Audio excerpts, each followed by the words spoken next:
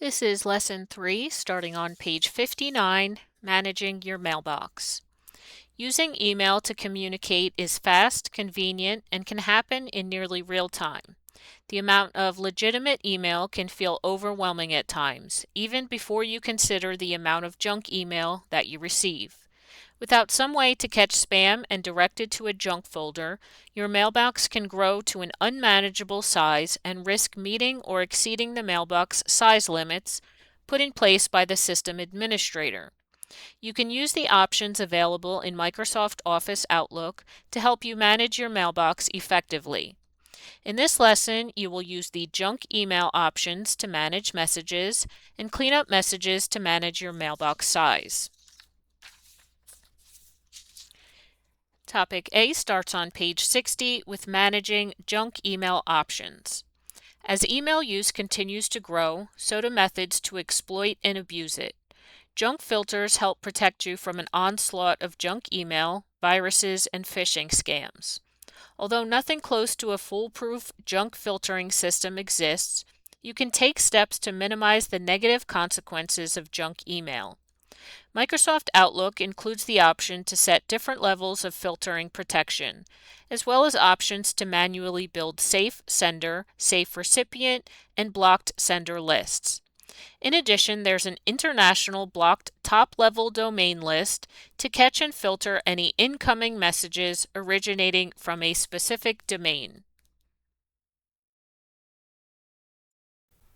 So first, to catch email likely to be spam, Outlook's junk email filter inspects elements of each incoming message, and although the filter doesn't stop the delivery of junk emails, it does divert suspected spam directly into your junk email folder. To launch the junk email options dialog box, you go to your Home tab, and in your Delete command group, you have your junk drop down, and from here, junk email options. So from this dialog box, you have a bunch of different tabs up top. Now, before I even explain any of these tabs, I want you to make a note. You cannot block any senders in our Exchange server. So I could not block one of my students from sending me email messages.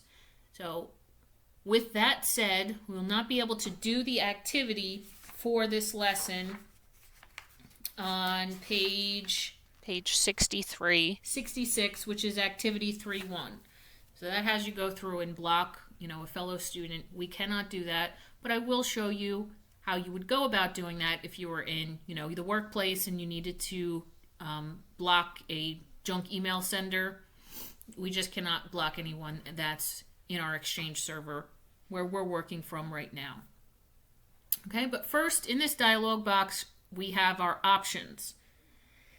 Outlook can move messages that appear to be junk email into a special junk email folder. So your junk email in your folder pane to the left here. Your options here have different levels of protection. So your first is no automatic filtering. Mail from blocked senders is still moved to the junk email folder. Then you have low protection. You move the most obvious junk email to the junk email folder. Then you have high. Most junk email is caught, but some regular mail may be caught as well. So you would have to check your junk email folder a lot, because if you had it to high and I sent you a message, it may flag that as junk email and send my important messages over to your junk email folder. Then you have the option of safe list only. Only mail from people or domains on your safe senders list or safe recipients list will be delivered to your inbox. Everybody else would go straight to your junk email folder. So your next tab is your safe senders list.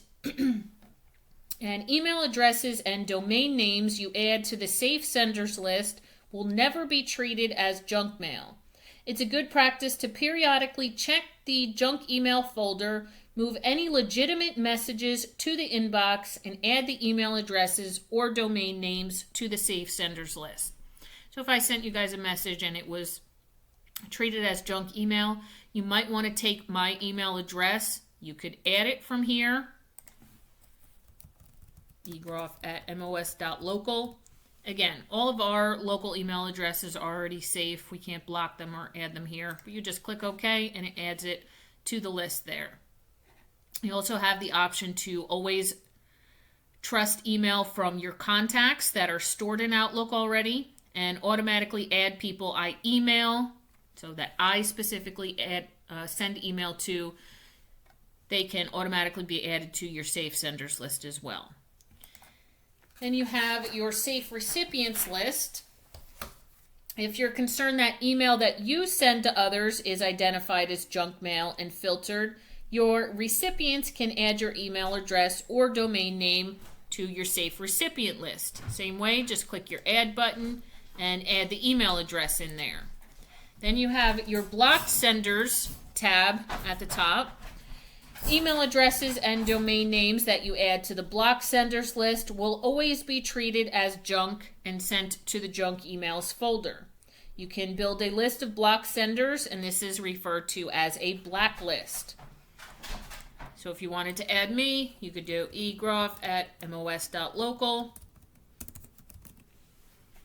Click OK.